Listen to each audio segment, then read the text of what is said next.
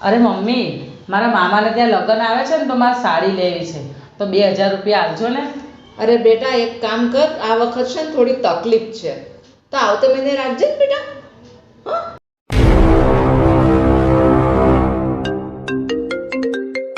અરે પપ્પાનો phone. Hello દીકરી. હા પપ્પા. અરે બધું ઠીક તો છે ને? તારો અવાજ કેમ કાપે છે? પપ્પા, અવાજ નથી કાપતો, મન કાપે છે. પણ તમે ચિંતા ના કરો, હું મજબૂત જ છું. મજબૂત? અરે દીકરી, પિતા સામે દીકરી ક્યારથી મજબૂત થવા લાગી? બોલ, તને કોઈ કમી તો નથી ને? કમી તો છે પપ્પા, પણ એ રોટલીની નથી, તમારી ગેરહાજરીની છે.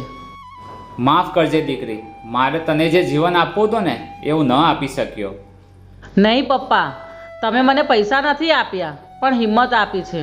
તમે મને મહેલ નથી આપ્યો પણ સ્વાભિમાન આપ્યું છે. અરે પણ લોકો શું કહેશે? ગરીબ ઘરમાં દીકરી સુખી રહેશે? લોકો ઘરની દિવાલો જુએ છે પપ્પા. તમે જે સંસ્કાર આપ્યા છે ને એ કોઈ નથી જોતું, પણ એ જ મને જીવતી રાખે છે. પણ બટા, જો કાલ દુઃખ આવે તો હું તમને યાદ કરી લઉં, કારણ કે પપ્પાની શીખ દુઃખથી પણ મોટી ઢાલ બને છે. દીકરી, આજે મને એવું લાગ્યું ને કે હું તને હારી ગયો છું. નહીં પપ્પા, આજે તો તમે જ જીત્યા છો, કારણ કે તમારી દીકરી હજુ પણ હસતા હસતા દુઃખ સહન કરે છે.